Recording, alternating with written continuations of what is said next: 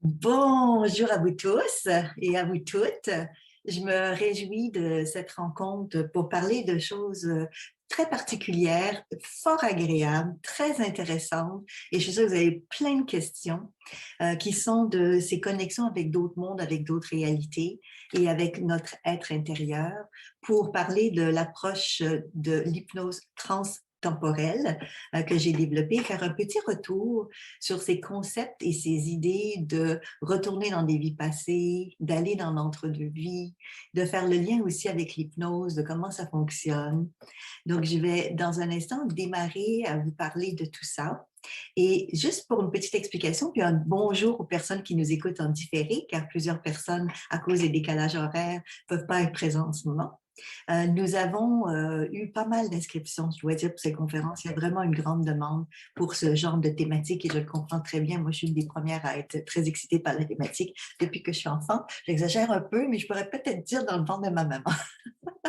Sûrement avant de commencer cette vie sur Terre, il y avait déjà un intérêt pour tout ça, que vous avez peut-être vous aussi depuis un certain temps.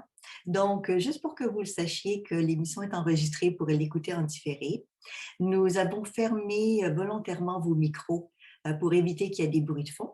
Et puis, on va passer plutôt par le chat, par la conversation écrite. Comme vous êtes très nombreux, ce serait difficile pour moi de faire le tour à chaque fois de tout le monde pour répondre.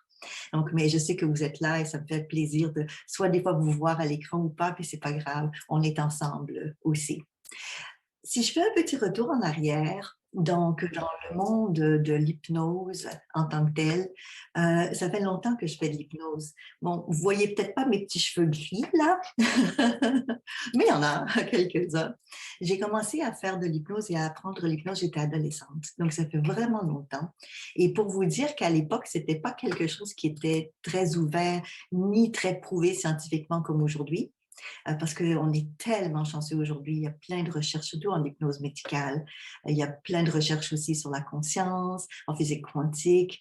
Donc, à l'heure où on se parle maintenant, je pourrais parler avec vous de différentes recherches qui ont été faites, ce que je ne pouvais pas faire à l'époque, mais j'avais déjà un intérêt très, très jeune avec l'hypnose en général, mais plus particulièrement pour notre sujet d'aujourd'hui, qui est ce contact avec d'autres mondes et avec d'autres réalités, faire le lien entre notre conscience qui nous emmène ailleurs, dans d'autres mondes, et notre réalité du conscient ou du mental dans ce qu'on vit aujourd'hui.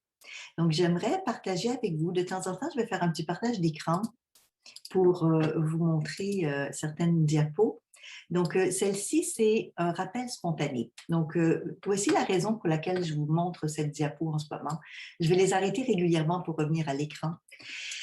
Quand j'étais très, très jeune, je commençais déjà à me connecter avec d'autres mondes, d'autres réalités. Certains d'entre vous, vous avez déjà entendu parler du concept du voyage hors du corps, le voyage astral.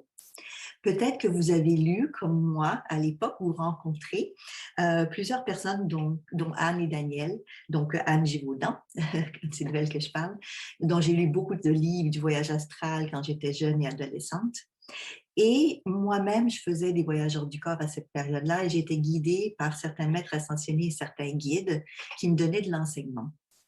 Donc, dans cette période-là, je me posais toutes sortes de questions que peut-être vous vous posez aujourd'hui, dont une des questions qui était, où est-ce qu'on va, dans quel monde, qu'est-ce qui est réel, qu'est-ce qui est irréel, quand je rêve, est-ce que je rêve vraiment ou est-ce que dans ma vie de tous les jours, je suis en train de vivre un rêve? Ça fait les fameuses questions qu'on ne sait pas trop où on en est dans notre champ de la conscience. Et très jeune, je faisais aussi de manière spontanée, c'est pour ça que j'ai ramené cette diapo tout à l'heure, le rappel spontané. Je faisais des liens spontanément, donc naturellement, avec certains de mes vies passées.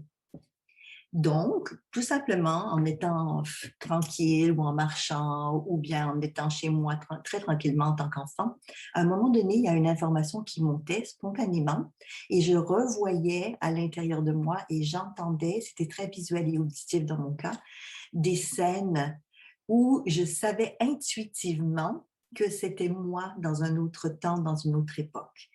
Ça n'était pas moi physiquement comme aujourd'hui, mais j'avais cette sensation intérieure que je revivais quelque chose d'une mémoire qui était en train de s'activer. Et à plusieurs reprises, j'ai revécu certaines vies, des bribes de vie, donc pas tout au complet bien sûr, mais des moments particuliers. Et je me suis posé des questions sur l'intérêt et l'utilité de faire ça, parce que juste voir une vie passée pour une vie passée, c'est intéressant. Mais à chaque fois que je revivais quelque chose de manière spontanée, ça me donnait de l'information sur certaines questions et certaines choses que j'étais en train de vivre. Donc, j'ai réalisé à ce moment-là que c'était une façon pour moi de me connecter à de l'information importante pour mon évolution et mon cheminement dans cette vie présente.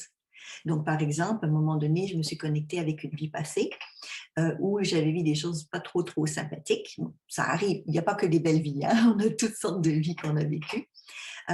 Et ça me donnait de l'information sur une relation. Quelqu'un avec qui je fréquentais à ce moment-là, étant adolescente, et de ce qu'on avait déjà vécu ensemble dans une vie passée. Et là, c'était une réminiscence d'une vie qu'on avait déjà vécue en Égypte où on avait été mari et femme, mais où lui avait beaucoup d'autres femmes, et c'était comme ça à l'époque. Et puis, ben, j'ai été assassinée dans l'histoire. Donc, ça m'a aidé à comprendre des fois le tumulte de la relation qu'on avait et pourquoi dans moi, je voulais ou je voulais pas des fois être impliquée dans cette relation-là. Et c'est arrivé fréquemment tout le long de mon enfance et mon adolescence de me reconnecter de cette manière-là, mais d'une manière, encore une fois, très spontanée.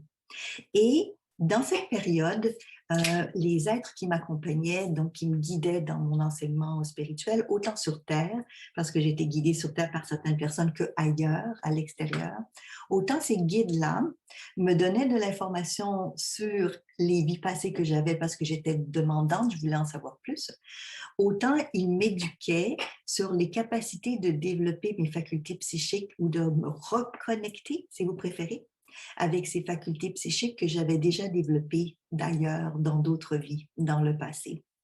Et c'est à partir de cette période-là que j'ai commencé à mettre en place certaines formations avec l'enseignement que j'avais reçu, dont entre autres, j'ai commencé à développer la formation qui s'appelle aujourd'hui Aura Vision, donc se connecter pour développer ses capacités psychiques. Et à travers ce qu'il m'enseignait, j'étais capable, moi, de mon côté, de lire des informations pour donner de l'information à quelqu'un d'autre sur, par exemple, où ils étaient, qu'est-ce qu'ils ont fait avant, quel lien ils avaient avec certaines personnes d'aujourd'hui ou avec la mission de vie qu'ils avaient dans leur réalité. Et je trouvais ça très, très intéressant d'avoir cette capacité de voir les auras, de me connecter à différents mondes, d'être médium, de passer, de canaliser des messages aussi de certaines entités ou âmes qui étaient dans d'autres dimensions. Mais je me demandais à cette époque-là, parce que ça a commencé très jeune cette question-là, de dire oui, mais les gens qui ne savent pas faire, ils vont apprendre comment? J'avais déjà cette conscience et cette question de dire, c'est bien beau que moi, je sois capable d'aller chercher l'information, pour moi au départ, mais aussi pour d'autres personnes, mais est-ce que ça ne serait pas aidant ou souhaitable, peut-être, que les êtres humains eux-mêmes réactivent cette compétence ou cette capacité pour eux de ne plus se poser trop de questions si un médium ou un voyant a dit quelque chose qui était vrai ou pas, mais plutôt de garder leur propre pouvoir et avoir cette capacité eux-mêmes d'aller chercher l'information. Donc, c'était dans ces questionnements de comment on peut faire pour, un, développer pour soi nos facultés, et ça, avec Aura Vision, je l'enseignais, je le démontrais déjà. Et c'est ce qui m'a emmené très jeune à m'intéresser à tout ce qui est monde, spiritualité, ésotérique. À l'époque, on n'appelle plus tellement ça comme ça aujourd'hui. Ces mondes parallèles et différents. Mais aussi, parallèlement à ça, à d'autres disciplines comme la PNL, la programmation neurolinguistique, et entre autres, ce qui nous intéresse aujourd'hui, l'hypnose. Ce qui m'a fascinée très rapidement dans la compréhension de l'hypnose que j'aimerais partager avec vous aujourd'hui, c'est l'utilisation qu'on en fait pour aller dans cet état dit de transe, donc de ce lieu, ce lien entre deux mondes de réalité, entre le conscient et l'inconscient et la conscience aussi. Comment se connecter avec d'autres mondes et d'autres réalités pour aller chercher en nous les informations et ou pour guider quelqu'un à vivre une session d'hypnose pour que la personne aille chercher ces informations à l'intérieur d'elle. Je me souviens à l'époque, certains d'entre vous, vous avez entendu parler du célèbre médium américain qui est décédé aujourd'hui, qui s'appelait Edgar Cayce, donc Edgar Cayce. Et ce qui m'avait fasciné quand je m'étais connectée à cette expérience de cet homme, encore une fois, j'étais enfant à ce moment-là, c'était son histoire et que j'aimerais partager avec vous parce que ça faisait partie de cette réflexion que vous avez peut-être vous aussi sur les différents mondes, les différentes réalités, mais aussi sur nos capacités. En fait, à un moment donné, il était assez jeune et il a été malade. Et dans la maladie qu'il a eue, il ne pouvait plus parler. Donc, ils l'ont emmené, bien sûr, ses parents voir un médecin. Et le médecin a fait en sorte de mettre en lien le, le jeune homme de l'époque avec un hypnothérapeute qui était aussi médecin, en se disant, ben, il n'y avait pas de raisons physiques pour lesquelles il n'arrivait plus à parler, il y avait peut-être quelque chose d'autre. Et là, on remonte à quand même il y a très longtemps, parce que quand on parle de Edgar Cayce, on parle des fins 1800, début 1900, donc c'est loin quand même, c'est pas quelque chose de récent ou de nouveau, c'était particulier à l'époque. Et quand Edgar Cayce est allé donc voir ce médecin et a fait une session en hypnose, donc il a été guidé en hypnose pour vivre ça, pour aller voir qu'est-ce qu'il y avait. Le médecin a été très surpris de réaliser que Edgar Cayce était capable de lui parler. En d'autres mots, consciemment, il n'avait plus la parole. Inconsciemment, il était capable de parler. Pour dire qu'il y a deux mondes, des réalités différentes. Et quand Edgar Cayce a commencé à parler sous hypnose, il a commencé à dire au médecin qui l'hypnotisait le remède pour le soigner. Donc, Edgar Cayce a commencé à ce moment-là à se reconnecter avec des compétences qu'il a utilisées toute sa vie, qui a été d'aller chercher de l'information même médicale sans qu'il soit médecin, parce qu'il venait d'une famille très ordinaire en fait. Et il a été capable de faire tout ça, de parler de l'Atlantide, en fait, de tellement de choses parce qu'il percevait cette information, mais il a été capable de faire ça sous hypnose. Donc, dans son cas, un peu comme moi à l'époque, c'est moi qui recevais l'information et qui donnais l'information aux autres. Donc, Edgar Cayce, en tant que médium, c'est comme ça qu'il se définissait, il allait en hypnose. Donc, il s'installait chez lui, il s'allongeait, il enlevait sa cravate, il enlevait ses souliers, et il se faisait de l'auto-hypnose. Et quand il allait dans cet espace d'hypnose dit de transe, il canalisait, il allait chercher l'énergie de son moi supérieur, qu'on appelle le higher self, qui est comme une partie de nous qui n'est pas incarné dans notre corps physique, mais qui est présent dans d'autres dimensions, un peu comme un grand sage, un grand maître, mais qui est nous. Qui nous sommes. Et non pas nécessairement, comme moi je parlais tout à l'heure, de contact avec des maîtres ou des guides ascensionnés qui sont extérieurs à nous. Donc, il y a plein de mondes et plein de choses fascinantes à découvrir dans ces autres dimensions. Donc, j'ai réalisé en entendant parler de l'hypnose que ben, fort probablement j'allais en transe, c'est sûr, pour me connecter spontanément à différentes choses, mais que ça serait intéressant de explorer cette discipline qui permet aux gens, lorsqu'ils sont sous hypnose, mais la plupart du temps conscients aussi, c'est-à-dire que c'est pas parce qu'on est en hypnose qu'on est automatiquement endormi. C'est une fausse croyance que de parler d'hypnose, on est endormi. En fait, on est éveillé, mais on est éveillé à d'autres choses, à d'autres mondes ou à d'autres réalités. Et c'est là que j'ai commencé, donc, j'étais adolescente, à me dire, ouais, l'hypnose, c'est quelque chose pour moi. J'ai suivi des formations. J'ai eu la chance, très, très jeune, d'être bilingue francophone et anglophone. C'est au Canada, souvent, c'est notre cas. Ce qui fait que j'ai eu des enseignants dans différents pays qui m'ont enseigné l'hypnose. Et là, je parle de l'hypnose plus classique, mais aussi l'hypnose dite ericksonienne. Donc, je vais juste faire un petit partage d'écran, encore une fois, avec vous pour retourner là-dessus, sur l'hypnose. J'ai choisi pour vous expliquer un petit peu l'hypnose, cette photo de Montréal, qui est un pont. Et c'est une photo la nuit avec la lune. C'est tout simplement métaphorique pour représenter que cet état de transe, c'est un pont et un lien entre deux mondes, entre le conscient et l'inconscient. et que très souvent, l'hypnose est vue comme justement le symbole de la nuit plutôt que le jour étant le mental, l'inconscient étant plus la nuit. Bon, c'est très métaphorique tout ça, vous allez dire, et vous avez raison, mais c'est surtout pour vous parler de l'hypnose en soi, qui est la méthode qu'on va utiliser en hypnose transtemporelle. Maintenant, ce qu'on va faire ensemble dans cette approche, c'est bien sûr aller dans un état de transe, mais comme j'enseigne l'hypnose depuis tellement longtemps, j'ai appris à travers ça à jumeler ce qu'on connaît en hypnose plus traditionnelle ou ericksonienne avec cette philosophie ou cette approche de dire comment est-ce qu'on peut se connecter avec nos vies passées, mais aussi avec d'autres mondes, d'autres réalités et l'entre-deux-vies. Quand j'ai fait des études en hypnose, à l'époque, j'ai vite appris, bien sûr, comment on va en état de transe, ça c'est sûr.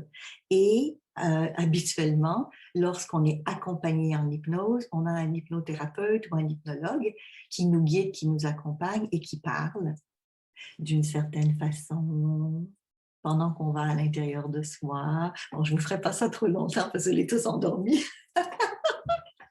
Mais c'est pas grave, vous comprenez le principe. Il y a une méthodologie et il y a une façon de dire les choses pour emmener les gens à aller dans cet état de transe pour se connecter à leur inconscient. Et puis, oui, mais ça prend aussi du temps.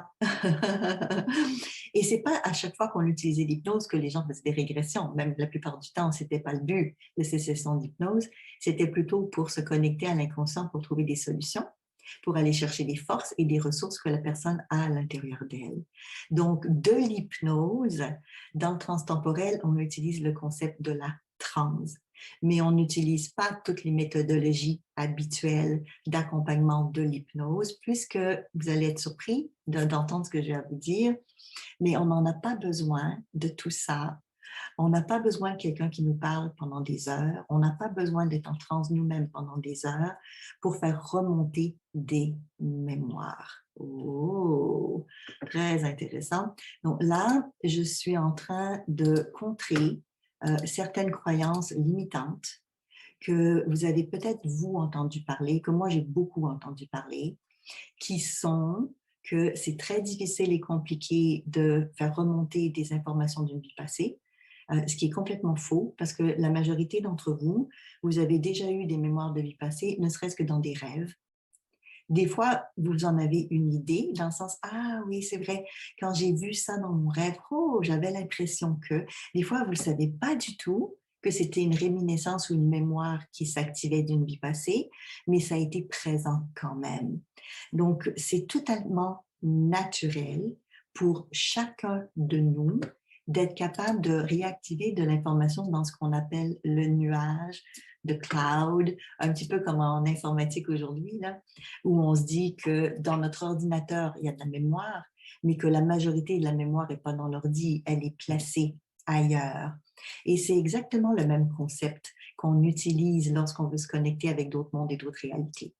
Donc, quand j'ai commencé, pour moi, à aller chercher de l'information de manière spontanée, j'ai vite compris que si je me faisais de l'auto-hypnose, ça facilitait les choses et que je pouvais le faire à volonté. En d'autres mots, au lieu que ça vienne n'importe quand, n'importe quel jour, à n'importe quelle heure frapper à ma porte, je pouvais dire, ben, aujourd'hui, je m'installe et je me fais une session et je vais voir et explorer certains éléments de multidimension ou de vie passée pour moi. Donc ça a été de découvrir qu'on peut se connecter, mais on peut se connecter à volonté et non pas uniquement dans des moments spéciaux. Ce qui m'emmène à la deuxième croyance limitante ou fausse que beaucoup de gens pensent, qui sont qu'on n'est pas hypnotisable. Tout le monde est hypnotisable tout simplement parce que la transe est naturelle. On y va tous à plusieurs moments dans la journée. Vous savez, quand vous êtes soi-disant dans la lune, ben vous n'êtes pas dans la lune, vous êtes en contact avec votre réalité plus profonde. Donc, ou à travers les rêves, comme je parlais tout à l'heure, mais c'est juste un exemple parmi tant d'autres. Donc, cet état-là est naturel et c'est pour ça qu'il peut y avoir aussi des trans spontanés, des rappels spontanés de mémoire, parce qu'on va naturellement dans cet état de transe, encore une fois, plusieurs fois par jour. C'est des longueurs d'onde de notre cerveau qui s'installent et ce sont des longueurs d'onde qui ressemblent à des longueurs d'onde d'hypnose. Et là, on parle, vous savez, les différentes ondes. Donc, il y a les ondes gamma, il y a les bêta, il y a les delta, il y a les alpha. Enfin, bon, ça, c'est plus qu'on est éveillé ou qu'on est endormi, mais nous, on est plus dans ces bêta ou ces ondes gamma, qui sont des ondes cérébrales qui ont été découvertes, entre autres, à travers des études de méditation avec des moines. Donc, avec tout l'appareil moderne d'analyse pour analyser les ondes, on a vu qu'il y avait des ondes particulières qui étaient activées quand les gens sont en connexion avec un éveil ou une ouverture de conscience. Donc là, aujourd'hui, nous, on n'a pas ces appareils avec nous, mais ce n'est pas grave. Des fois, vous le savez, quand vous êtes dans un état particulier d'hyper-conscience, plus éveillé que d'autres, ou avec des sensations ou des choses spéciales. Donc, tout le monde, ça c'est la première chose que j'aimerais vous dire, tout le monde peut réactiver des mémoires de vie passée. Bon, là, je pense que c'est dit, c'est lancé. Maintenant, ça ne veut pas dire que c'est facile pour tout le monde. Ça, c'est autre chose. Et des fois, ça prend le temps de s'acclimater et d'apprendre à vivre avec cet état de transe ou à installer une forme d'auto-hypnose pour soi ou de se laisser accompagner ou guider par quelqu'un d'autre pour vivre l'expérience. Mais tout s'apprend. Moi, quand j'ai commencé à enseigner Aura Vision, qui est cette capacité de lire et de voir les auras, au début, je me disais, oula, mais comment je vais enseigner ça? Comment on va faire? Et finalement, tout le monde peut voir les auras si la personne veut les voir. Pas nécessairement avec des yeux physiques, mais les percevoir, les ressentir, les interpréter. Et c'est la même chose avec l'hypnose. C'est une discipline qui permet de rentrer à l'intérieur de soi, et c'est ce que j'adore de l'hypnose. Et on utilise donc cet état particulier pour se connecter. Alors, je vais vous montrer. Se connecter, tout à l'heure, je parlais des différents nuages, les différentes zones de conscience de l'être humain. Vous avez peut-être entendu parler, parce que c'est beaucoup plus populaire ces dernières années, surtout en physique quantique, de ce qu'on appelle le champ morphique, par exemple avec Rupert Sheldrake, ou bien le champ akashique avec Erwin Laszlo, ou bien vous avez entendu parler des mondes parallèles avec Hugh Everett, donc je parle de scientifiques, ou bien vous avez peut-être entendu parler, c'est un petit peu plus en arrière, avec Carl Jung, qui parlait de l'inconscient collectif. Bon, évidemment, ce sont juste des exemples de ce que je vous dis là, de chercheurs, mais il y en a plein aujourd'hui où on parle de ce champ, donc ce univers, et le vert étant aussi le vert des champs qu'on peut ouvrir, les champs collectifs. Quand j'étais plus jeune, on appelait ça les annales akashiques. C'est cet endroit où tout est encodé, toute l'histoire de l'humanité est là, et l'histoire du passé, du présent, mais aussi l'histoire du futur, en devenir, en devenir. Et avec cet état, donc de retourner à l'intérieur de soi, on peut aller chercher ces informations. Maintenant, quand j'ai commencé à lire plus tard, parce que je l'avais expérimenté pour moi quand j'étais jeune, mais quand j'ai commencé à lire plus tard, par exemple des livres, vous connaissez peut-être Patrick Drouot, il est assez connu en France et ailleurs, euh, qui travaillait beaucoup aussi avec des régressions dans les vies passées à l'époque. Bon, il y avait, comme je l'ai nommé, Angie Vaudan tout à l'heure, qui faisait des voyageurs du corps, qui avait beaucoup écrit là-dessus. Donc, quand j'ai commencé à prendre des formations, parce que je suis allée voir aussi certaines de ces personnes-là pour prendre des cours avec eux, j'ai appris leur méthode, leur façon de faire, qui n'était pas, bien sûr, et c'est normal, la même que ce que moi j'utilisais. Donc, je voulais apprendre et dire quelles sont les méthodes et les façons de faire qui sont les plus faciles. Et rapidement, je me suis rendu compte avec les travaux de beaucoup de psychologues et psychiatres, certains américains, mais pas uniquement, comme par exemple avec Michael Newton, vous avez peut-être entendu parler, Brian Weiss par exemple, ou bien vous avez entendu parler de Dolores Cannon. Bon, si vous ne les connaissez pas, ce n'est pas grave, hein?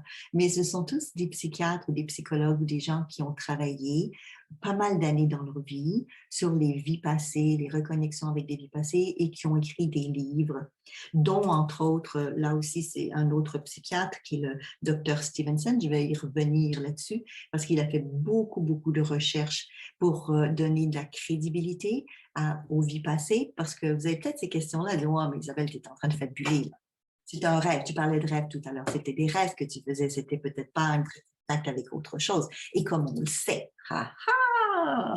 est-ce que vous avez toutes ces questions-là? C'est possible. D'ailleurs, gênez-vous pas, hein, je vois qu'il y en a qui écrivent des questions. Jean-François me redira les questions tout à l'heure. On aura une période pour ça aussi. Mais lorsqu'on se connecte, donc ce que j'ai découvert à cette époque-là avec les recherches de tous ces gens-là, c'est que toutes ces différentes méthodes, c'était des méthodes. Mais en arrière de ça, il y avait des points communs. Et les points communs étaient, encore une fois, d'aller à l'intérieur de soi dans un état dit de transe.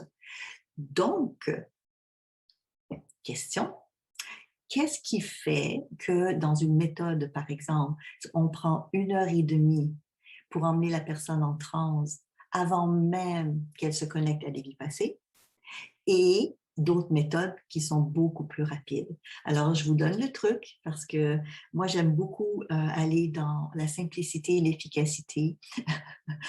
À l'époque, j'aimais beaucoup dire ça, mais je le dis différemment aujourd'hui. Aujourd'hui, je dis que je suis efficace parce que je sauve plus de temps et d'énergie.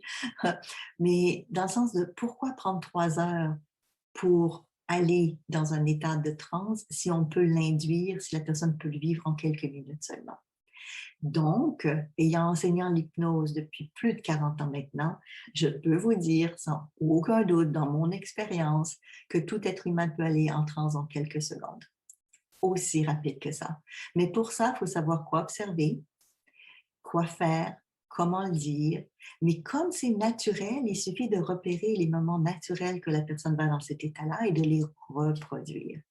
Donc, on n'a pas besoin, troisième croyance limitante qui est fausse, on n'a pas besoin de passer 2 heures chez un hypnologue qui fait des techniques de régression pour qu'il nous induise un état de transe pour qu'on se connecte à de l'information.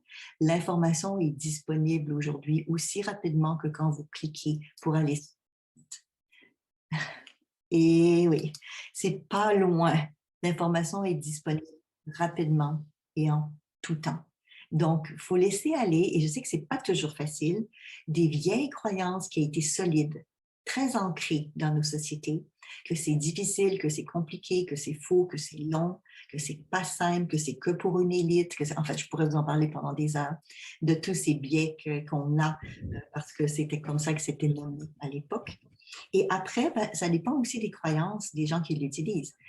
Si je fais de l'hypnose et que moi, je crois que pour que la personne contacte son être profond, il faut qu'elle soit dans un état de transe très, très profonde qui va prendre 20 minutes à 1 heure à installer, ben, je vais le faire parce que je vais avoir la croyance. Étant donné que dans mon cas, j'ai vécu cette expérience spontanément quand j'étais enfant, je savais très bien qu'on n'avait pas besoin de se préparer pendant des heures. Je l'avais vécu de cette manière-là. Donc, c'était plutôt comment je vais reproduire quelque chose que je sais qui est possible. Et c'est là qu'en développant les facultés psychiques de se connecter à d'autres champs d'énergie, comme je vous ai dit, puis à l'époque, à développer mes facultés psychiques, la voyance, la clairvoyance, la kinesthésie, enfin, toutes sortes de choses, et que j'ai compris que tout le monde pouvait le faire aussi. Je reviens là-dessus, c'était pas juste moi. J'ai des méthodes ou les façons de faire pour le faire, mais tout le monde a ses capacités parce que on a cette possibilité à l'intérieur de nous de revenir soit dans notre inconscient réactif de mémoire que l'on a déjà, ou, et je reviens là-dessus, se connecter ailleurs dans d'autres champs. Maintenant, comment concrètement est-ce qu'on le fait? Parce que plusieurs d'entre vous, vous avez ces questions-là. Sachez qu'il y a des machines qui existent aujourd'hui. On est dans un monde scientifique. Hein? Il y a des machines qui existent aujourd'hui pour nous aider à faire beaucoup de choses. Donc, en particulier, peut-être que vous avez déjà entendu parler de l'aura humaine. Donc, ce qu'on appelle aujourd'hui plutôt le champ bioélectromagnétique, puisqu'en réalité, ce qu'on appelle l'aura, c'est tout simplement une émanation d'électricité et de magnétisme que l'on a, donc électromagnétique, qui porte différents noms, mais qui a aussi différentes couleurs. Et l'effet Kirlian, donc qui est une machine que des Russes ont développée il y a déjà plusieurs années, nous permettent de voir sur pellicule, sur papier, et même avec les doigts. Donc, peut-être certains d'entre vous avez lu là-dessus, vous avez déjà vu ça, c'est fantastique. Donc, moi, à l'époque, quand je voyais les auras, je ne les voyais pas sur des photos, parce que je les voyais autour. Tournez légèrement à droite pour continuer sur route de Corinne. réalité. C'est pas toujours aussi tangible qu'une photo comme on voit là, mais sachez que de plus en plus, les chercheurs et les scientifiques développent des machines pour nous permettre de le faire. Donc là, ce que vous voyez, je vais vous partager, vous partager à l'écran, c'est Jean-Yves qui est en Nouvelle-Calédonie. Donc, je salue À les droite pour continuer sur route de Corinne. D'un côté, donc ici, vous voyez mon écran, il a un chien sur lui, c'est son chien-chien. Et de l'autre côté, il n'était pas là. C'était là Au rond-point, prendre la première sortie sur route de la bonne eau. l'effet Kirlian, En 200 mètres, au qui a rond-point, photographié donc Jean-Yves et 2 minutes après, photographié Jean-Yves avec son chien. Vous voyez la différence de couleur? Et on dit que les animaux n'ont pas d'âme. Hein? Bon, un petit clin d'œil, là aussi. Donc, tout ça pour dire qu'on a la possibilité d'avoir de l'aide de machines. À un moment donné, il y a longtemps de ça, je m'étais procuré des lunettes qui faisaient des effets avec des jeux de lumière. C'était des scientifiques qui avaient développé ça. Il y avait des sons qui allaient avec pour faciliter la mise en transe. Peut-être que vous avez, vous aussi, entendu parler de ça. Et ce que je faisais, c'est que je plaçais mes clients dans une salle d'attente, je les branchais sur l'appareil juste avant de leur faire faire des régressions dans des vies passées, parce que je me disais, ça va faciliter la mise en transe et ça va être plus rapide après. J'ai beaucoup évolué avec le temps et je me dis aujourd'hui que c'est plus nécessaire d'utiliser tout ça parce qu'il y a d'autres méthodes pour le faire. Mais c'est le même principe qui est que oui, il y a des outils qui existent, qui peuvent nous permettre de voir les choses. Donc, quand on parle de vie passée, par exemple, ben là, il n'y a pas encore, à ma connaissance aujourd'hui, de machines physiques qui nous permettent de voir sur un écran, que ce soit en photo ou en film, les vies passées qu'on a eues. Mais l'être humain est plus fort que la machine. Quand je vois des photos d'effets Kirlian, pas uniquement parce qu'il y a d'autres machines qui existent, où on voit aussi les auras et on peut les voir aussi comme des films aujourd'hui, on voit très très bien les couleurs, par exemple, du champ électromagnétique, mais on ne voit pas dans ces images qui sont faites par les machines, on ne voit pas les formes pensées, on ne voit pas les vies passées, on ne voit pas les différentes couches d'aura, ni l'information qui est reliée dans les différentes couches, comme le mode causal ou le astral, lui, on le voit un peu plus avec les couleurs. Tout simplement parce que l'esprit humain, lorsqu'il se connecte aux différents champs, et on a cette capacité innée de se connecter à tout ce qui est vivant, ce qui est vraiment fantastique, ben, nous, on perçoit beaucoup plus que les machines d'aujourd'hui. Figurez-vous. Donc, on a beau dire en transhumanisme qu'on va se connecter avec des puces à l'intérieur de nous, puis on va devenir encore plus intelligent. Ça peut être vrai, bien sûr, parce qu'il y a beaucoup de choses en dedans de nous qu'on ne développe plus, et si on ne les utilise plus, ben, on les perd à un moment donné. Mais on a cette capacité de rester connecté, soit à nos facultés psychiques et continuer à les développer, ou bien tout simplement en état d'hypnose, sans nécessairement développer toutes nos facultés psychiques, ce n'est pas nécessaire. Bon, on peut revenir à l'intérieur de nous et aller dans l'information des différents champs. Et dans ces différents champs, on peut se connecter, comme j'ai dit tout à l'heure, en un champ, mais il y en a plusieurs, dont ce qu'on appelle le champ psychique planétaire, ou imaginez-vous. On a la possibilité d'aller chercher l'information sur plusieurs choses. Quand j'ai commencé à recevoir des clients, et j'ai commencé très, très jeune, j'avais une passion de ça réellement depuis tellement longtemps, à se reconnecter à leur vie passée, à eux, je me suis rendu compte que, et de un, l'information venait beaucoup plus rapidement que même ce que moi j'avais imaginé, et même pour les autres personnes. Et que quand certaines personnes avaient un peu plus de difficultés, c'est tout simplement qu'elles devaient prendre un peu plus de temps pour apprivoiser la méthode. C'est tout. C'est comme apprendre à cuisiner. Des fois, c'est plus vite, des fois, c'est moins rapide. Après, c'est une question de goût. Il y a des gens qui n'aiment pas cuisiner, et puis c'est correct. Il y a des gens qui n'aiment pas aller dans les vies passées ou qui n'y croient pas, et c'est correct. On n'ira pas aujourd'hui faire un débat là-dessus, mais on va plutôt aller dans comment je vais aller lire cette information. Et c'est pour ça que j'ai pris le concept du cloud, du nuage, et c'est pour ça que je vous montre cette diapo en ce moment, parce que quand on lit sur notre ordi ou sur notre tablette, elle est où l'information? Elle est là, parce que vous la voyez, mais elle est ailleurs. Et c'est aussi facile que ouvrir notre tablette, notre téléphone, pour se connecter à Internet. C'est exactement la même chose que l'on fait lorsqu'on se connecte à d'autres mondes et à d'autres réalités. Donc, les questions que vous avez peut-être, parce que moi, je me suis posé toutes ces questions-là pendant plusieurs années. Est-ce que l'information que je reçois, c'est juste ma tête, c'est mon mental? Parce que je suis très capable d'imaginer bien les choses. Est-ce que ça vient de mon inconscient, puisqu'on est dans l'hypnose? Est-ce que si je me connecte à mon âme? Est-ce que je suis en train de faire une lecture d'aura, comme vous parlez tout à l'heure? Pour certaines personnes, ça peut être ça. Est-ce que c'est une projection hors du corps? Je quitte mon corps et je vais chercher autre chose, donc ce qu'on appelle la projection astrale. Est-ce que c'est une expérience de mort imminente? Il y a tellement de choses qui ont été dites sur le sujet, plein de livres qui ont été écrits, de personnes qui frôlent la mort, qui passent dans un tunnel, qui rencontrent des êtres de l'autre côté et qui reviennent avec une vie complètement transformée et très souvent qui développent leur capacité de se reconnecter avec d'autres mondes et d'autres réalités. Ou bien est-ce que je me connecte à une conscience supérieure, à un champ quantique? Ben, figurez-vous que c'est un petit peu tout ça, dans le sens que ça va dépendre de ce que vous cherchez comme information, puisqu'on peut aller chercher l'information dans différents niveaux. Vous avez parlé que l'hypnose permet d'être en contact avec son inconscient, il permet de se connecter à la conscience aussi. Donc, c'est pour ça que j'utilise cette approche d'état de transe pour pouvoir guider les gens à retrouver leur vie passée. Quand on parle de faire des retours dans les vies passées, parce que là, je ne lis pas tout, mais la majorité d'entre vous, vous êtes ouverts à ça, mais pas tout le monde nécessairement non plus. Mais quand on se connecte à une vie passée, habituellement, on le fait pour plusieurs raisons. Et comme je l'expliquais, ce n'est pas juste pour regarder un film.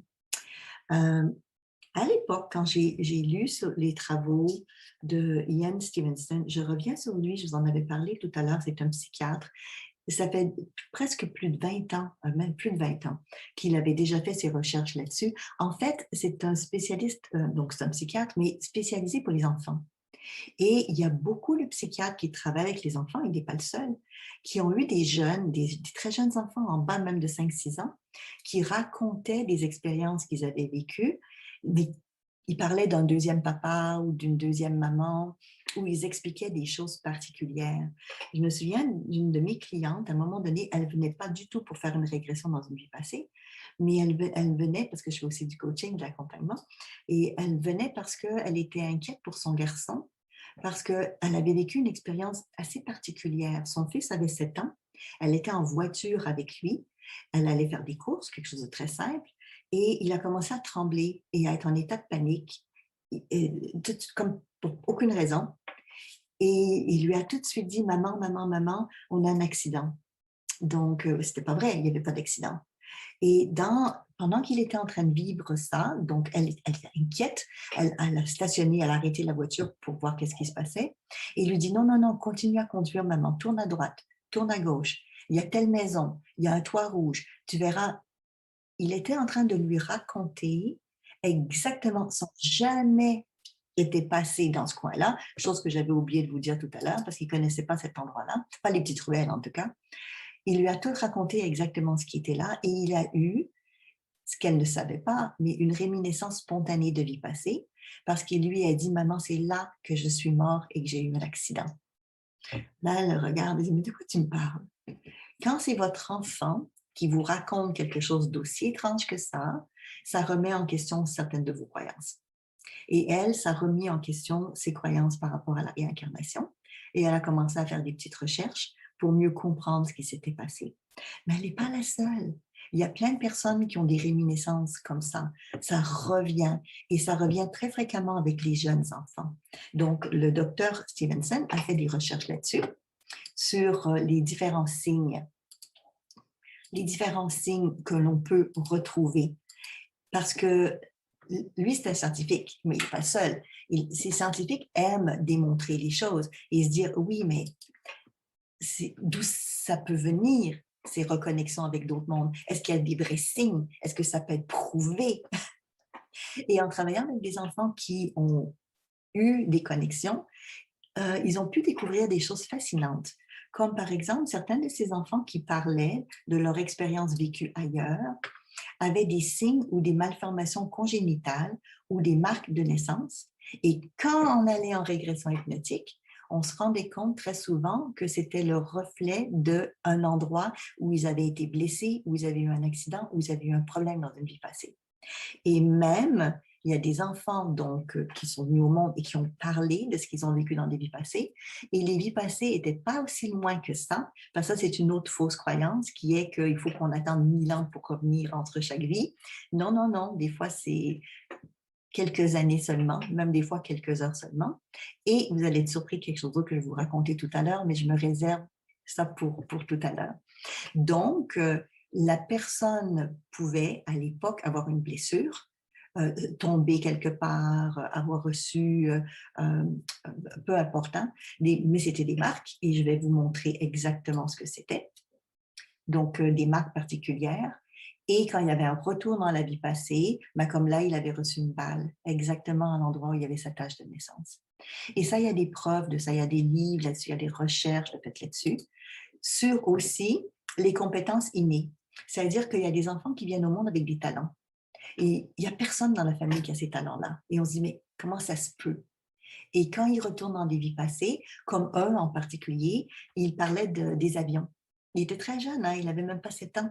Il parlait des avions de guerre, mais parce que dans une vie passée, il avait piloté des avions de guerre. Donc, il y a des compétences qui peuvent revenir. Ensuite, des connaissances de lieux, de personnes passées.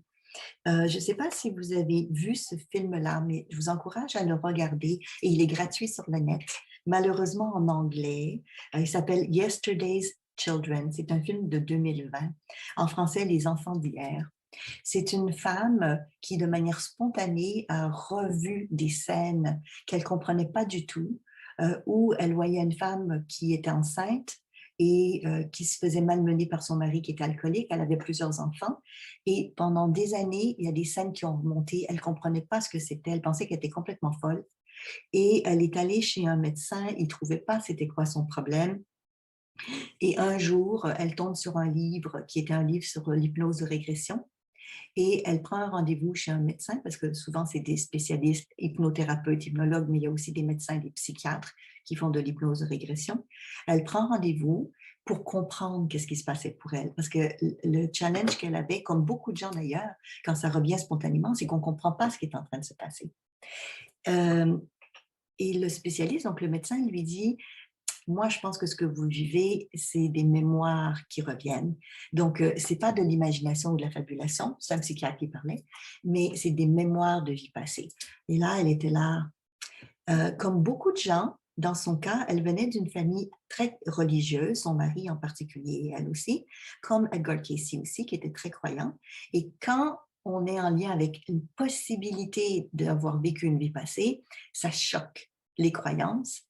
Et Edgar Cayce, à l'époque, avait beaucoup prié pour être capable de comprendre. Et il voulait arrêter à un moment donné de faire ses sessions d'hypnose aussi, parce que ça allait à l'encontre de ses croyances religieuses.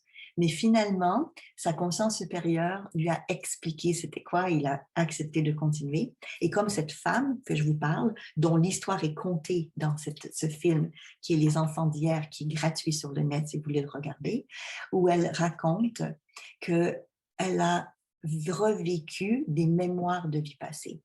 Et elle se voyait dans une vie où elle était en Irlande. Et elle, c'était une Américaine. Et elle a pris les billets d'avion à un moment donné pour aller là-bas, pour retrouver ça, parce que la période où elle avait vécu dans une vie passée n'était pas très éloignée de la période de sa vie actuelle. Et il y avait une possibilité que les enfants qu'elle avait eus dans sa vie ancienne étaient encore vivants dans sa vie actuelle. Je ne vous raconterai pas toute l'histoire, mais c'est une histoire très touchante. Et elle a retrouvé quelques-uns des enfants qu'elle avait eus dans la vie passée. Et quand ils se sont rencontrés, qu'eux ont commencé à parler de ce qu'ils avaient vécu avec leur père et avec elle, elle continuait les histoires. Elle continuait parce qu'elle le savait. Donc, ils se racontaient mutuellement les mêmes choses.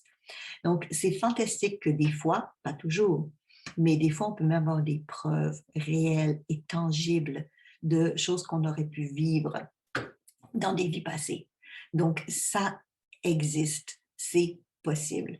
De mon côté, quand j'ai fait des régressions de vie passée, pour moi personnellement, il est arrivé à quelques reprises que j'ai de l'information que j'ai pu valider et vérifier, soit avec des noms que je recevais, avec des lieux précis. Et j'ai même été sur place physiquement pour revoir certaines scènes et pour m'imprégner du lieu, pour mieux comprendre les choses. Sachez que ce n'est pas toujours possible. Des fois, on n'a pas cette information-là. Mais dans les travaux du Dr. Stevenson, lui, il prenait uniquement les cas pour les étudier où il avait tout ce genre d'informations-là.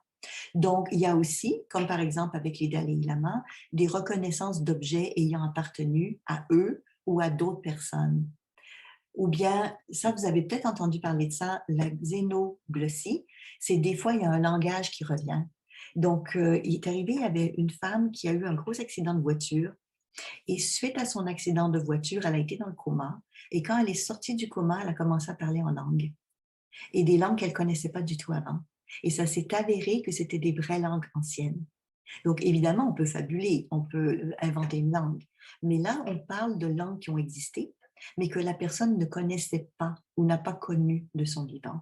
Et il arrive que quand les personnes vont en transe, se reconnectent à une vie passée, s'ils ont parlé dans une langue particulière, qu'il y a des sons ou des noms, ou carrément le langage qui revient. C'est arrivé à certaines personnes. Ça n'arrive pas à tout le monde, mais ça arrive.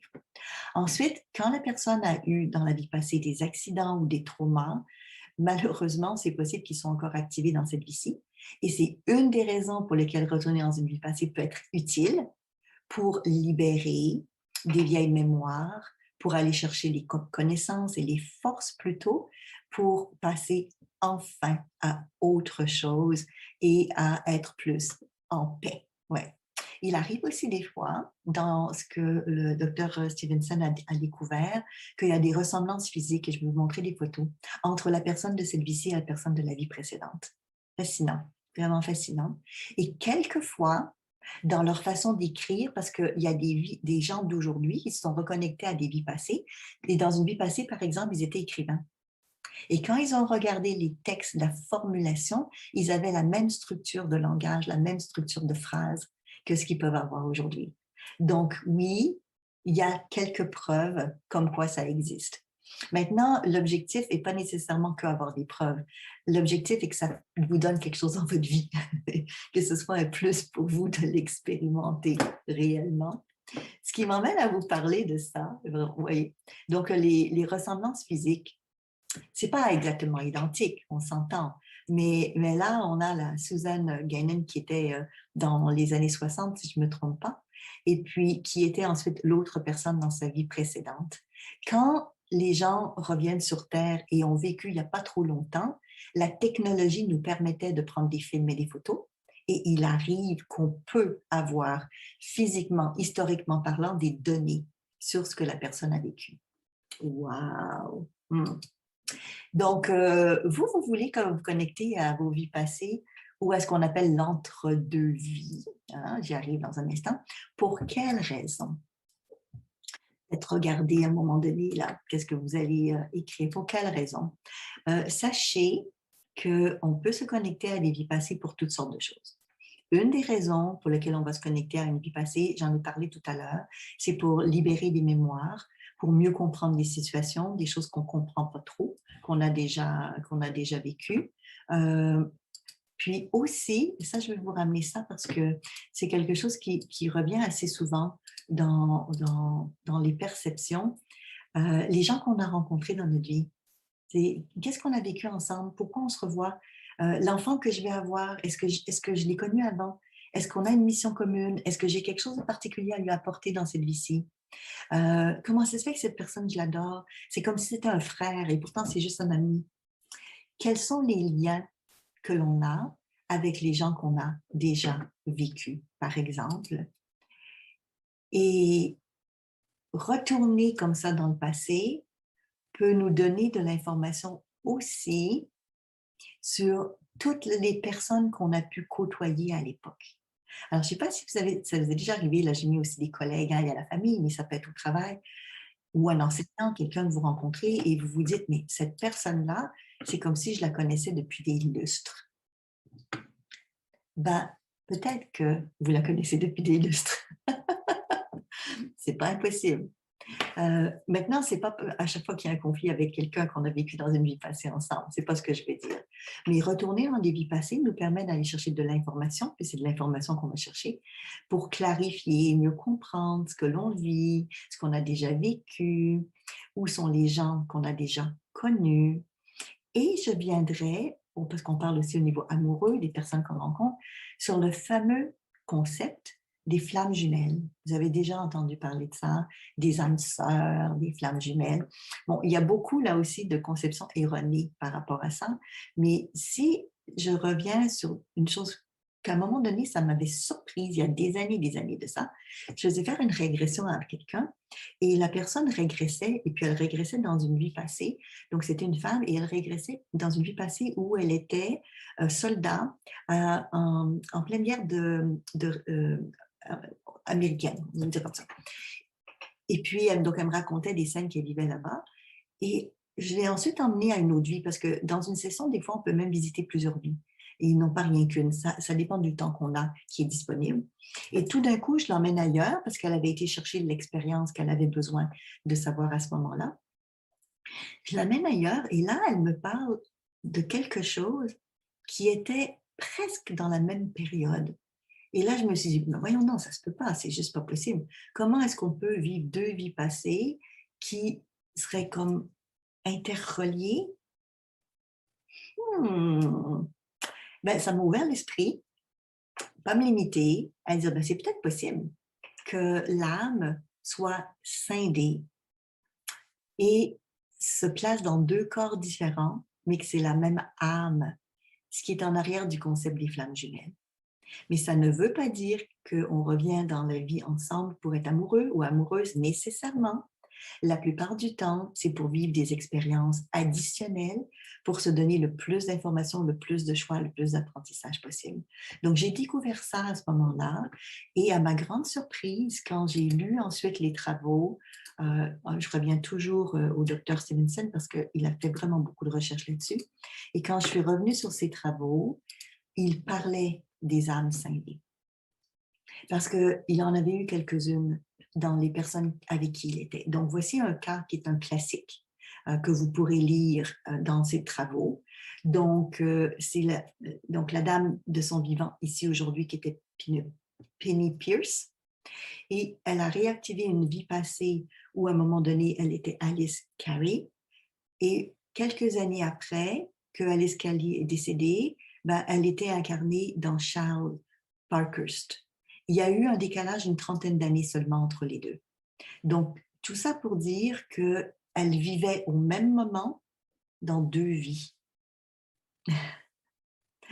Mais elle n'a pas vécu la même longueur de temps. C'est-à-dire que pendant 20 ou 30 ans, elle a été vivante, scindée dans deux corps différents, dans des lieux différents sur la planète Terre.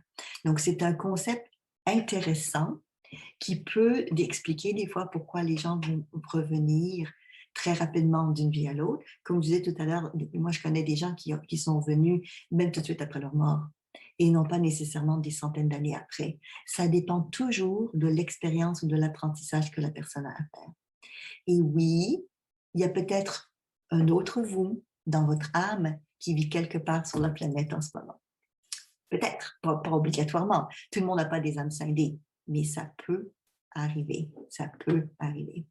Un des intérêts aussi de faire ce travail de retour en soi, donc par l'hypnose transtemporelle, par exemple, c'est de vivre cette expérience de passage. On parlait tout à l'heure de quand les gens ont une mort imminente, c'est pas une vraie mort, mais ils passent un passage. Donc, tout le monde ne vit pas cette expérience de passage. Mais en fait, on va dans ce qu'on appelle l'entre-deux-vies.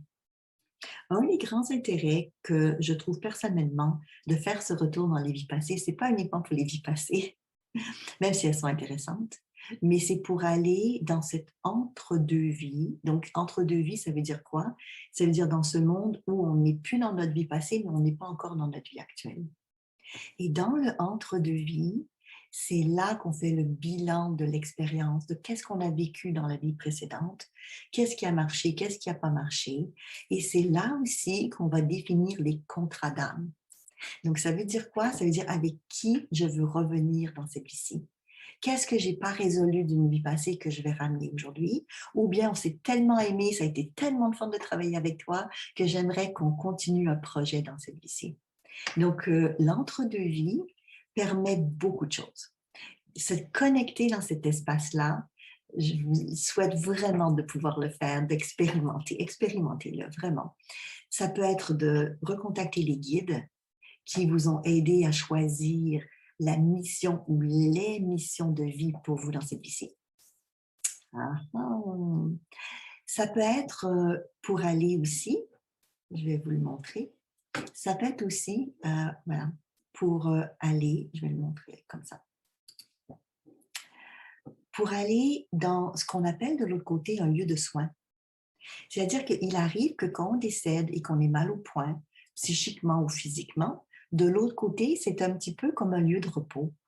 Et dans ce lieu-là, des guides ou des êtres de lumière ou des gens qu'on a côtoyés peuvent nous faire des soins. Donc, j'ai inclus dans la méthode transtemporelle toutes ces étapes-là de connexion. Donc, on va faire, c'est l'exercice qu'on fait aussi, de se connecter à ce monde-là pour que ces êtres-là puissent continuer à nous faire des soins. Donc, il y a ce lieu de repos. Il y a aussi cette capacité de communiquer avec des êtres décédés, des entités. Bon, ça a l'air drôle de dire comme ça, mais on est entre deux mondes. C'est l'espace, pas uniquement d'une dimension, mais de plusieurs dimensions. Donc, imaginez-vous, et puis on va le faire aussi, c'est pourquoi pas se reconnecter aussi aux animaux qu'on a aimés. Parce qu'on a eu des contrats d'âme aussi avec eux. Vous savez, dans cet espace entre deux, c'est là qu'on dit, on va partager un moment de chemin ensemble. Pourquoi pas? Et on peut se reconnecter à l'entre-deux pour leur reparler, pour communiquer avec eux, pour savoir où ils sont. Autant en termes de médiumnité, on peut se connecter à des personnes décédées, donc tout simplement pour savoir où ils sont, qu'est-ce qui se passe pour eux. Et ça, on le fait dans ce entre-deux mondes. Et je me souviens d'une cliente, ça m'avait surpris à l'époque parce que je commençais à faire ce travail-là. J'étais jeune, j'avais fin d'adolescence, début adulte. J'ai commencé très, très jeune. Et à un moment donné, lorsqu'elle était dans cet état trans et que je la guidais dans sa régression, elle commence à me parler d'une manière, elle parlait d'elle. Et elle disait cette entité en parlant d'elle physiquement. Donc, par exemple, au lieu de que c'est elle qui parle de sa vie passée, c'est quelqu'un d'autre qui était en train de parler pour elle. Et je me suis dit, oula, c'était un guide qui était là et qui lui donnait de l'information. Et à un moment donné, il y a quelqu'un d'autre qui s'est présenté, c'est comme ça que je l'appellerai, se sont présentés, et c'était son papa qui était décédé. Et elle a été surprise à la fin de la session de dire, waouh, mon père s'est manifesté à moi aujourd'hui, il a communiqué avec moi. Et elle l'a entendu et elle l'a perçu. C'est pour ça que je vous disais que j'adore cette façon de procéder, parce que ce n'est pas uniquement un médium de l'extérieur qui dit à quelqu'un ce qu'on peut faire, je le fais déjà, on peut faire ce genre de choses, mais c'est plutôt elle-même qui a entendu son papa lui raconter des choses. C'est vraiment, vraiment, vraiment fantastique, réellement. Et on peut se connecter à travers ça aussi. Donc, et pourquoi pas, on a parlé d'entité tout à l'heure, mais ça peut être avec ce qu'on appelle notre ange gardien ou des êtres lumineux, qui ne sont pas nécessairement les mêmes êtres. Donc, dans cet espace entre deux mondes, c'est comme une possibilité de connexion avec toutes sortes d'entités, des gens avec qui on a vécu dans des vies passées, mais qui ne sont plus sur Terre, avec des êtres donc décédés, mais aussi avec des êtres plus spirituels qui sont là, qui peuvent nous guider ou nous accompagner. Et ça, j'adore ce lieu-là, ce qu'on appelle le conseil des sages. Wouhou! Figurez-vous que de l'autre côté, il y a un lieu fantastique que je vous invite à découvrir si vous n'êtes pas déjà été là, où il y a des êtres évolués, avancés, qui sont un peu comme des enseignants et des guides pour vous, qui vous suivent depuis des vies, qui vous connaissent très bien et qui n'attendent que votre venue pour discuter et échanger avec vous de votre évolution. De l'autre côté, avant de s'incarner, on visite ce conseil, on parle et on échange avec ces sages et c'est ce qui détermine le chemin, la vie ou les missions qu'on accomplira dans cette vie-ci. Mais à tout moment donné, on peut se reconnecter à ce entre-deux mondes et retrouver l'espace du conseil des sages. Vous savez, plusieurs d'entre nous, on se pose la question, qu'est-ce que je fais sur Terre? Et on parle souvent de notre mission de vie, mais c'est dans l'entre-deux-vies qu'on peut se reconnecter avec les raisons pour lesquelles on a envie de retourner sur Terre. Que ce soit à travers le conseil des sages ou ailleurs, il y a d'autres façons dans l'entre-deux-vies d'aller chercher cette information-là, entre autres, à travers ce qu'on appelle le lieu d'apprentissage. Alors, il n'y a pas que sur Terre qu'on apprend. Lorsqu'on est de l'autre côté et qu'on veut explorer, apprendre des nouvelles choses, soit pour aller dans notre nouvelle vie, par exemple, dire j'aimerais ça dans cette vie-ci, faire un autre métier, rencontrer des nouvelles personnes et j'ai besoin d'apprendre, il y a des êtres, des guides, des enseignants qui sont là et qui nous apprennent. Donc, moi, je me souviens, dans l'entre-deux-vie, j'avais appris les facultés psychiques. Donc, de l'autre côté, j'allais dans un lieu où il y avait des guides, et je n'étais pas la seule, il y avait un groupe de personnes qui étaient là, et on nous apprenait à travailler avec les énergies, les auras, à travailler sur des soins, sur la guérison énergétique, ce genre de choses. Et ce n'est pas sur Terre que j'ai appris ça. J'ai appris ça ailleurs et dans ce lieu d'apprentissage. Ce lieu d'apprentissage, il peut être sur toutes sortes de sujets. Moi, je ne fais pas de peinture dans cette vie-ci, mais je me souviens d'avoir visité, quand j'étais dans Voyage astral, dans d'autres mondes, un lieu d'apprentissage qui était pour les artistes. Et je voyais la peinture qui était de la peinture qui bougeait. Et c'était tellement magnifique d'avoir ces couleurs vivantes, en mouvement, des tableaux vivants en mouvement qui se créent au fur et à mesure. Et j'assistais à un cours où on apprenait à faire ce genre de choses-là. Wow! C'était juste exceptionnel, réellement. Donc, se connecter avec le lieu d'apprentissage. Pourquoi pas, hein? Ça fait partie des choses qui sont aussi possibles de faire. Ouais. Peut-être que vous vous êtes posé la question, de l'autre côté, est-ce que j'ai une famille? En fait, c'est ce qu'on appelle la famille d'âme. C'est-à-dire que des fois, on vient sur Terre puis on se sent seul. Et on se dit, ah, c'est comme si j'ai perdu des êtres chers ou des gens qui ne sont pas venus avec moi dans cette vie-ci. Notre famille d'âme, il arrive qu'on se réincarne ensemble, mais des fois, il arrive qu'ils vont rester de l'autre côté.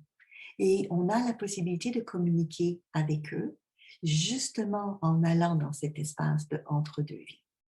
Donc, j'en parlerai pas plus aujourd'hui, c'est une question de temps, mais sachez que c'est vraiment intéressant de découvrir les différents rayons, les différentes couleurs d'âme, d'aura énergétique, de couleurs, pour dire qu'on est connecté avec certaines personnes plus que d'autres.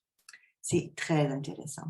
Ce que j'aime beaucoup aussi de ce travail-là, c'est qu'on peut se connecter aussi avec des ancêtres. Je me souviens d'une fois, lorsque j'accompagnais une cliente à faire une régression, elle a été surprise, et moi aussi, quand elle me décrivait sa vie passée, qui était la vie passée de son arrière-grand-mère. Et c'est là que j'ai compris qu'on pouvait être nous-mêmes nos ancêtres. Ouais, ça arrive des fois, pas toujours, mais ça arrive des fois.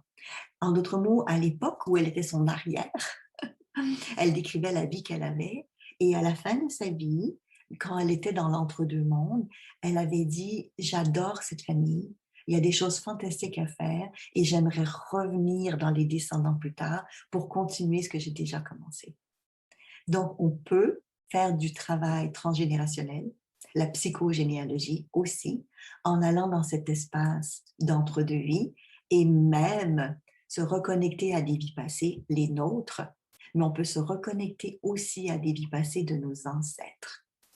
Donc, même si vous ne les avez pas vécues vous-même, parce que dans ce monde d'information sur lequel on va se connecter, on peut se connecter sur toute l'information, pas uniquement sur vos vies à vous, mais aussi sur les vies de d'autres personnes. Et bien évidemment, on peut se connecter à bien d'autres choses.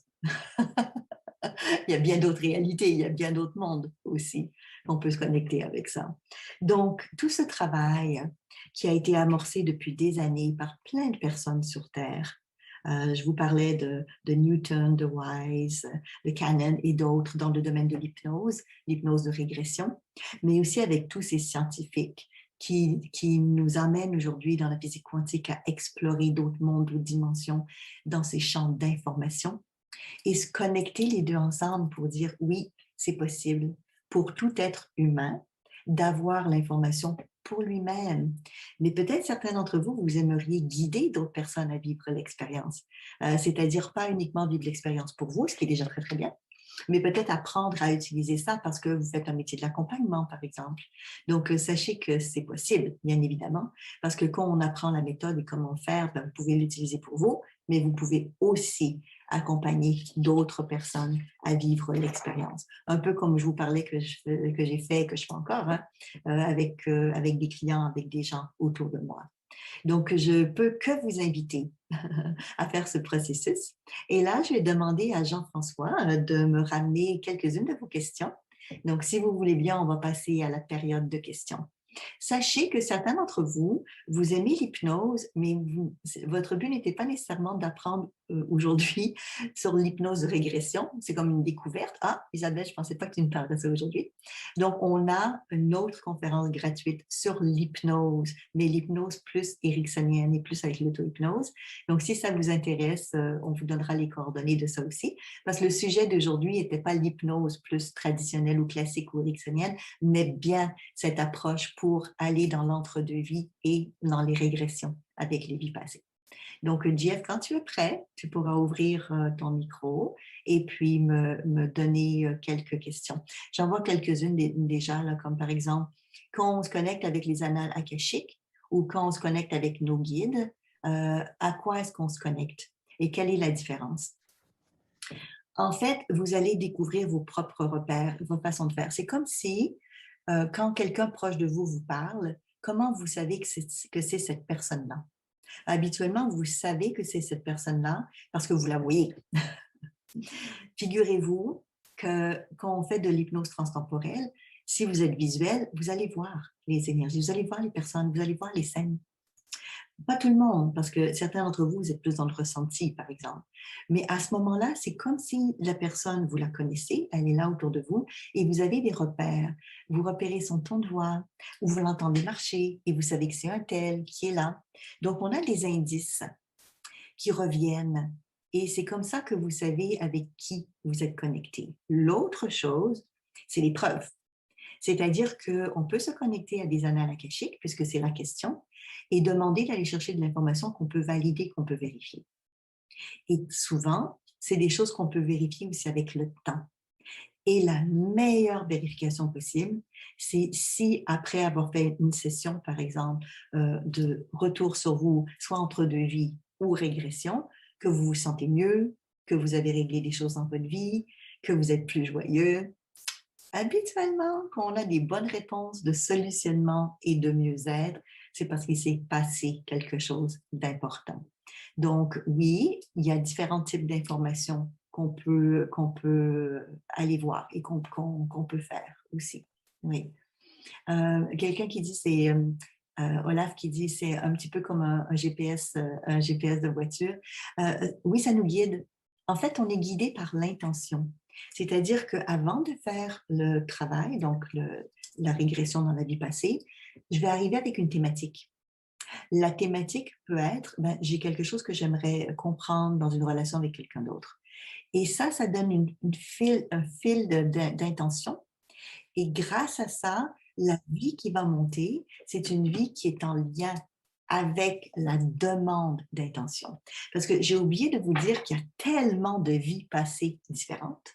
Donc, c'est pas ça qui manque, qu'à un moment donné, on pourrait passer des heures et des années à se connecter à des vies passées. Donc, on a toujours une direction et une intention pour être capable de choisir dans quelle vie on va se connecter. Parce qu'il y a des vies qui sont intéressantes, mais qui ne sont pas nécessairement en lien avec l'apprentissage et la leçon de vie ou ce qu'on voudrait savoir ici, maintenant, dans le quotidien. Donc oui, on a comme un fil conducteur, comme une direction qu'on peut prendre. Ensuite, il y avait Monique qui me dit qu'on doit se méfier des machines qui vont dévoiler les auras. En fait, c'est pas de se méfier des machines, parce qu'il y a des machines, surtout avec les Russes. Le docteur Korotkov aussi aujourd'hui a développé des machines fantastiques où on voit pas que l'énergie. En fait, c'est pas le vrai. C'est pas comme l'effet Kirlian où on voit vraiment les couleurs. Le docteur Korotkov, c'est un médecin, mais c'est un scientifique, et il a développé une machine qui permet, figurez-vous, de faire de la prévention. L'objectif numéro 1 de voir les auras à l'époque, même avec l'effet Kirlian, c'était pour voir dans l'énergie des problématiques de santé avant qu'elles s'incrustent dans le corps physique. Et oui, bien sûr, dans l'énergie, il y a bien des choses qu'on peut voir avant que ce soit manifesté dans le corps physique. Donc, les machines ne sont pas mauvaises en soi.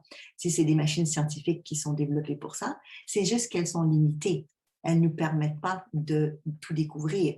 Mais vous savez, ça avance tellement vite. Moi, je pense aux ordinateurs d'il y a juste 30 ans, comparativement à la capacité d'aujourd'hui. À l'époque, on n'avait qu'un téléphone, on ne voyait jamais personne. Aujourd'hui, on peut se voir. Donc, les machines évoluent. C'est juste qu'aujourd'hui, ici, maintenant, notre capacité humaine de se connecter à nos vies passées n'est pas reproductive par une machine. En ce moment. Ça ne veut pas dire que ce ne sera pas dans 10 ans, dans 20 ans ou dans 30 ans, mais en ce moment. Donc, les machines, ben, si c'est des vraies machines scientifiques, ce n'est pas un souci en soi. C'est juste qu'elles sont limitées, en fait. On ne peut pas tout voir avec ça. Ensuite, il y a Nathalie qui demande quelle est la différence entre la conscience supérieure et l'inconscient. Bonne question. L'inconscient, c'est en nous, c'est à l'intérieur de nous. C'est notre partie qui prend l'information et qui store l'information parce que mentalement, consciemment, on ne peut pas se souvenir de tout en même temps. Donc, c'est comme en nous, les parties de nous, parce qu'il y en a plusieurs, qui font en sorte que tout est disponible en tout temps sur ce qu'on a vécu dans cette vie-ci. Par contre, dès qu'on veut avoir de l'information sur plus large que ça, donc dans l'entre-deux-vie, exemple, travailler avec les guides, avec les défunts, avec le lieu de conseil, avec les sages, là, c'est plus dans l'inconscient, c'est dans la conscience. Et on se connecte au champ élargi. Je pense aux travaux de Rupert Sheldrake, par exemple, un biologiste sur les champs morphiques. Bon, j'avais parlé tout à l'heure du docteur Lasgo avec les champs akashiques, mais c'est le même principe. Là, c'est un champ additionnel. Enfin, c'est parce qu'il y en a plusieurs. C'est un petit peu comme aller dans des librairies. Il peut en avoir plusieurs. Et ça dépend de ce que vous voulez. Sur le net, à un moment donné, il y a plein d'informations. Donc, ça va dépendre où vous voulez aller chercher l'information. Mais ça, ce n'est pas l'information par rapport à notre vie actuelle nécessairement. C'est de l'information additionnelle, comme les vies passées, et je vous parlais tout à l'heure, même de vos ancêtres. On peut très, très bien se connecter pour aller chercher ce genre d'informations-là aussi. Olaf, c'est bien, je vois que tu as écrit « Et les ponts vers les vies futures ». Alors oui, dans l'hypnose transtemporelle, on va aussi parler, dans le niveau 3 cependant, des projections futures. Allez voir notre futur, puisque notre futur en quantique est déjà aujourd'hui. Et on peut, dans notre futur, changer des choses par rapport à aujourd'hui. On peut, dans notre passé, se promener dans le futur. En fait, on peut aller un peu partout. Mais on va dire que dans les niveaux 1 et les niveaux 2, on va commencer par se connecter sur nos vies passées et sur l'entre-deux-vies. Mais effectivement, c'est très bien, tu te projettes déjà. On fait le travail aussi pour aller voir qu'est-ce qu'on se prépare, comment on se prépare, quels sont les contrats, quelles sont les personnes qu'on a envie de revoir, pour quelles raisons, et quels seraient les meilleurs futurs possibles pour nous dans ce qu'on est en train de se préparer. Donc, effectivement, ça arrive. Nathalie qui parle de trauma, c'est ça, je reviens là-dessus, les traumas. Donc, est-ce qu'un trauma d'une vie passée peut survenir soudainement et se représenter et revenir avec un choc émotionnel? Oui, l'exemple que j'avais donné, c'était ce petit garçon en voiture. En fait, dans une vie passée, au même endroit, ou presque, à 1 kilomètre autour, il était mort physiquement. Et le fait d'être physiquement au même endroit a réactivé cette mémoire chez lui de cette mort-là. Et ça a causé un traumatisme. Carrément, il a fait un choc émotionnel. Et sa maman l'a emmenée chez les psychologues et autres pour travailler là-dessus par la suite. Même si elle a compris que ce n'était pas juste un choc, il y avait aussi une réminiscence d'une mémoire de autre chose pour lui. Donc, ça peut arriver. Maintenant, sachez que dans l'hypnose transtemporelle, j'ai fait le choix de retourner dans le passé, dans des situations où on a des ressources. En d'autres mots, on ne parle pas de situations traumatisantes. On peut le faire, c'est pas que c'est pas possible de le faire, mais vous avez besoin à ce moment-là d'être accompagné par un psychiatre ou un psychologue pour bien vous accompagner si jamais il y a une remontée de mémoire traumatisante. Personnellement, je préfère aller dans des mémoires aidantes, dans des mémoires soutenantes, qui va vous donner des ressources et des forces pour mieux gérer les situations que vous vivez, plutôt que réactiver les traumas quand ce n'est pas nécessaire.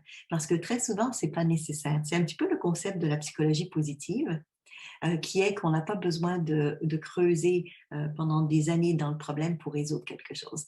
On peut très, très bien aller dans les forces et les solutions pour aider à travailler là-dessus. Donc, c'est une approche et philosophie beaucoup plus coaching, orientation positive, que j'utilise dans la méthode de l'hypnose transtemporelle.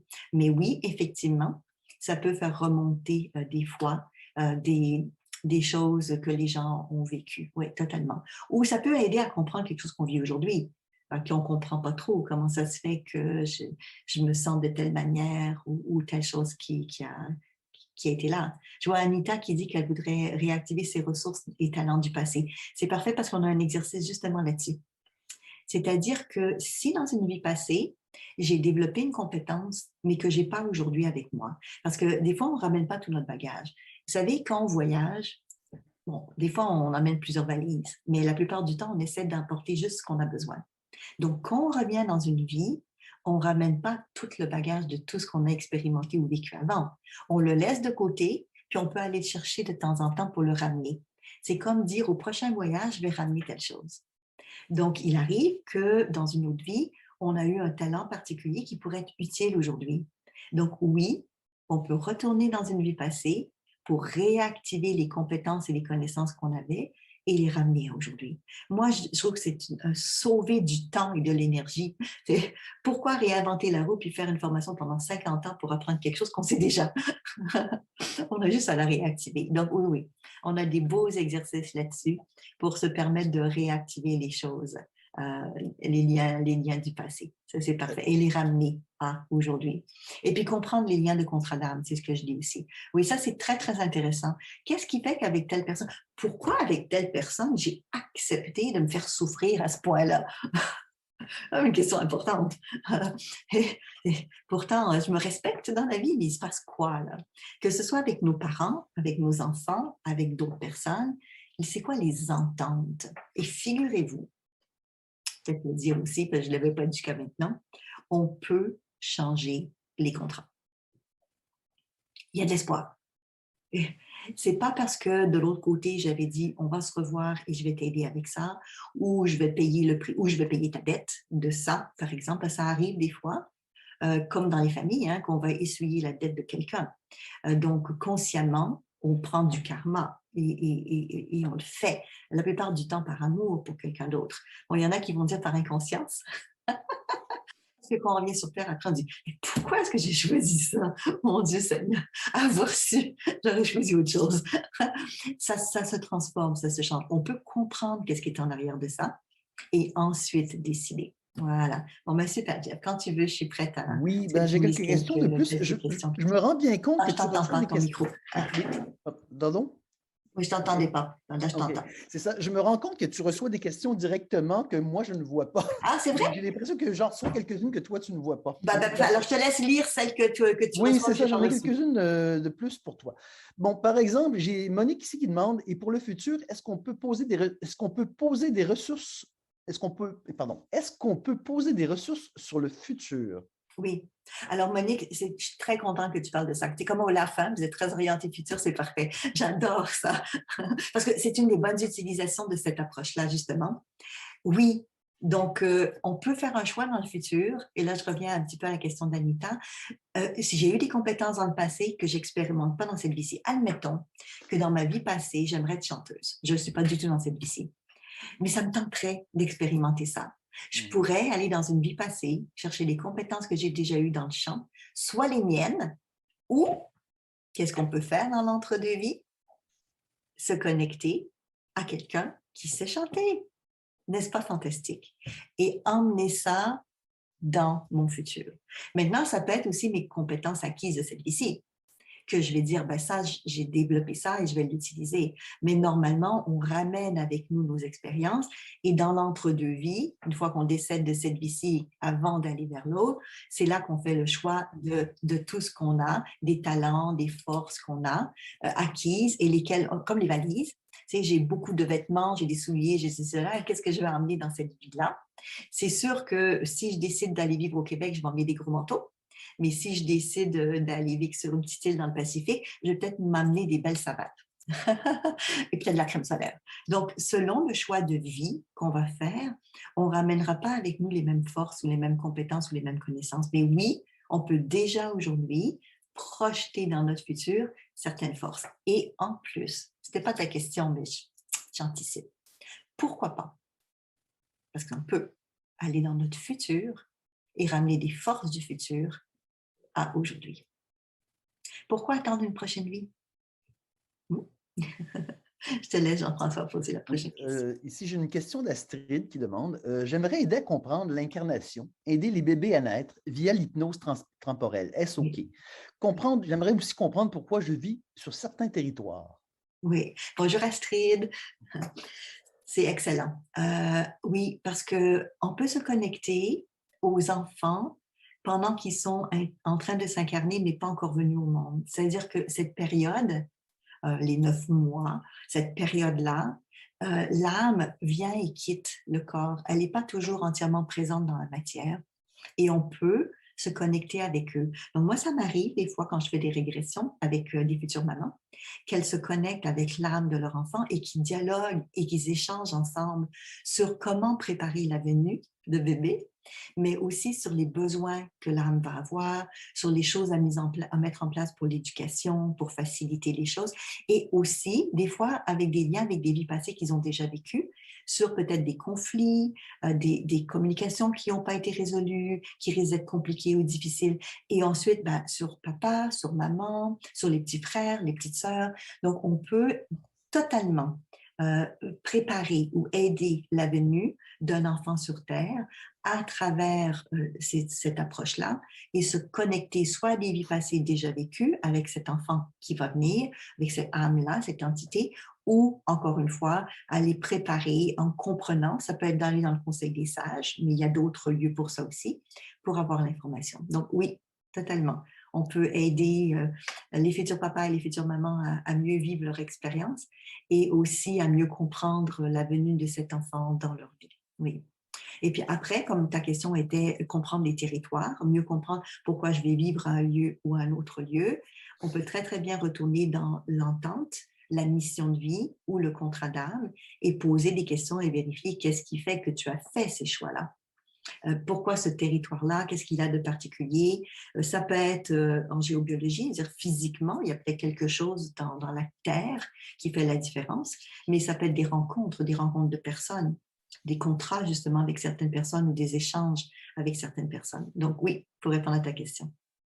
D'accord. J'ai Priscilla qui demande est-il possible d'avoir des mémoires du futur, sachant que le futur, théoriquement, ne s'est pas encore passé? Ah, alors oui, on peut avoir des mémoires du futur comme on peut avoir des mémoires du passé, parce que figurez-vous qu'on peut aussi changer le passé. C'est pas parce qu'il est passé qu'on peut pas le changer.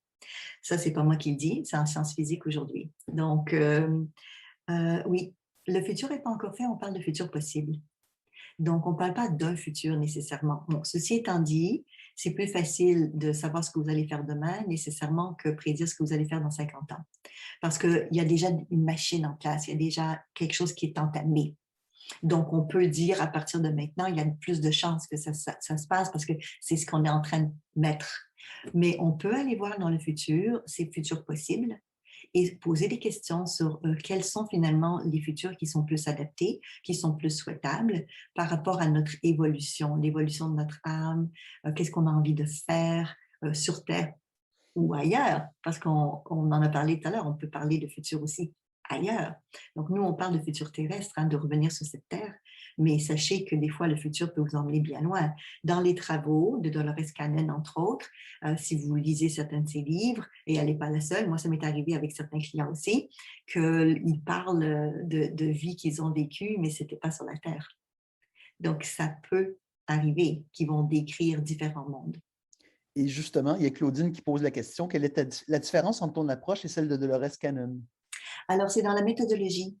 C'est-à-dire que Dolores a une méthode d'emmener en transe très profonde et la plupart du temps, dans son approche, ça prend 3 à 4 heures de session. Donc, c'est très long comme session. C'est un petit peu comme je vous disais, elle n'est pas la seule. Hein, Brian Weiss et Newton, c'est pareil, ça prend entre 20 minutes et 1 heure et demie pour emmener la personne dans un état de transe, avant même que la personne vive l'expérience de parler de ses vies passées. Moi, j'ai le privilège de l'avoir vécu de manière spontanée quand j'étais enfant. Donc, je sais qu'on peut le faire très rapidement. Je l'ai toujours vécu comme ça.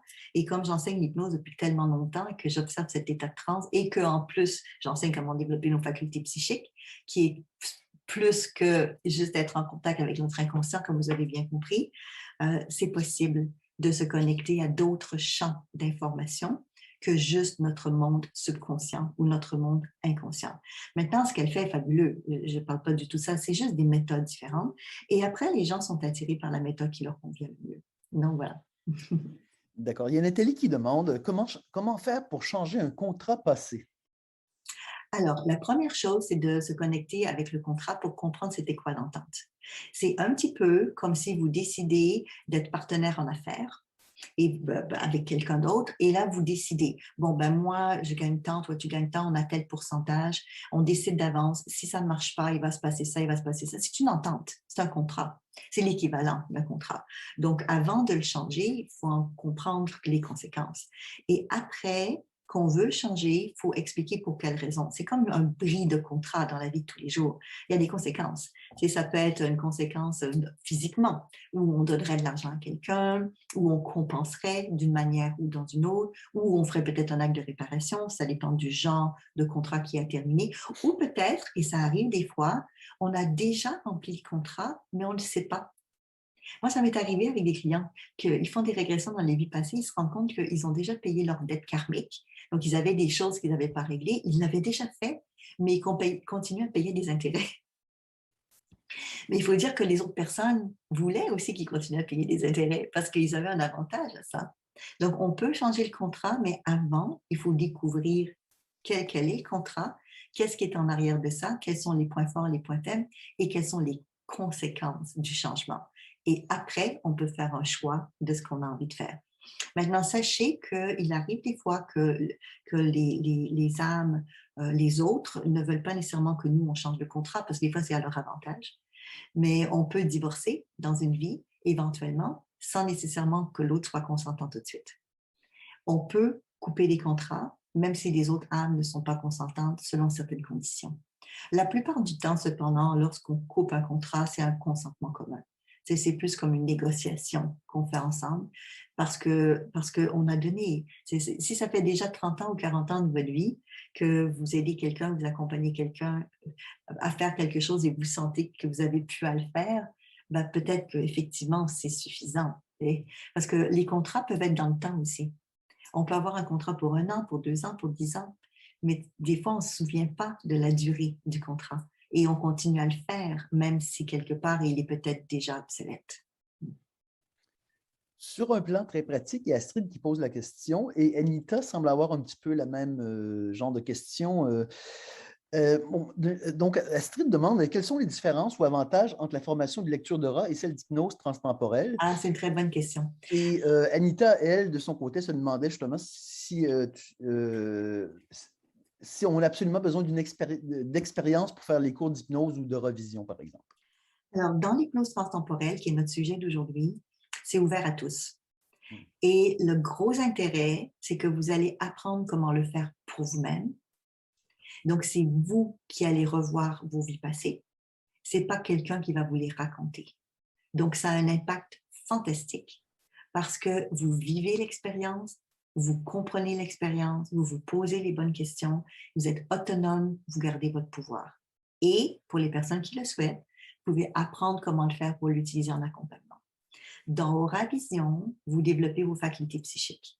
Pas uniquement la capacité de voir les vies passées, mais vous allez chercher comment voir les auras, les interpréter, faire de la canalisation, de la médiumnité, être capable de parler aux plantes, aux animaux, aux minéraux, à tous les règnes, à trouver le sens en arrière des expériences, aussi dans une ouverture spirituelle.